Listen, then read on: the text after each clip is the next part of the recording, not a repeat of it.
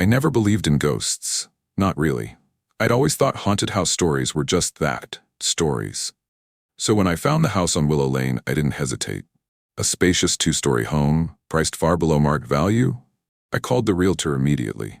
Yeah, it's been on the market a while, she admitted over the phone, her voice hesitant. People get uneasy about it, stories and all. I scoffed. People were so superstitious. I told her I'd take it. The moment I stepped inside for the first time, I felt an odd chill. Not just cold, but a presence, like walking into a room where someone had just been standing. The floors creaked under my weight as I explored, the air thick with an odd, sweet scent, like rotting fruit. Still, it was nothing a little cleaning couldn't fix. I spent my first night unpacking. The place was eerily silent, save for the occasional groan of old wood settling. Around midnight, I heard it, the sound of something scraping against the walls. Rats, I figured. In the morning, I went to investigate and found something strange. One door upstairs wouldn't budge, no matter how hard I pushed. A quick check of the floor plan confirmed it was a small storage room. But why was it locked from the inside? I decided to leave it for now. I had more important things to do, like replacing the broken light bulbs in the hallway, except they weren't broken. The bulbs were completely missing. That night, I woke to the sound of whispers. At first, I thought it was a dream. Then I heard it again, low murmurs, as if two people were arguing just outside my bedroom door. I held my breath, heart pounding. Slowly, I got up, my fingers curling around the baseball bat I kept by the bed. The whispers stopped the moment I opened the door. The hallway was empty, but the air felt charged, like static before a storm. And that scent, rotten fruit, was stronger now. I didn't sleep after that.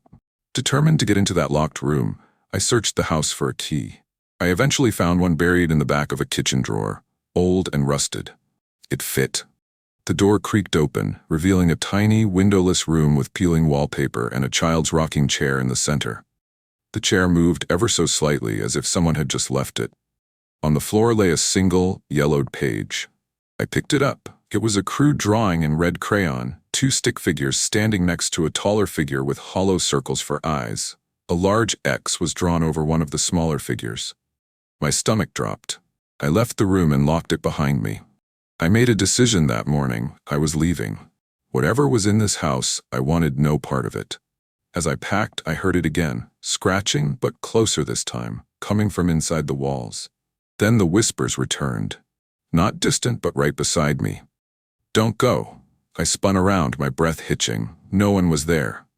Then something moved in the corner of my vision. I turned and saw the mirror. My reflection didn't match me. My mouth was stretched too wide, my eyes too dark, and worst of all, it smiled. I stumbled back, knocking over a lamp. The reflection didn't mimic me. It kept smiling, even as I turned away. A single word formed in the fogged-up surface. Stay. I didn't sleep. I didn't eat. I just waited for dawn. The moment the sun rose, I grabbed my keys and rushed for the front door, but it wouldn't open. The locks were gone, the knob replaced by a smooth, featureless surface. Panic gripped me. I ran to the back door. Same thing. Then I heard it, the sound of footsteps, slow and deliberate, coming down the stairs. I turned, and my heart nearly stopped. At the top of the staircase stood a figure, tall and emaciated. Its hollow eyes locked onto me. It had no lips, just a wide, jagged gash of a mouth that stretched impossibly far, and it started moving toward me. I screamed, grabbing the nearest chair and hurling it at the window. The glass shattered. Without thinking, I threw myself through the jagged frame, landing hard on the front lawn. I ran until I reached the street, my arms bleeding, my lungs burning.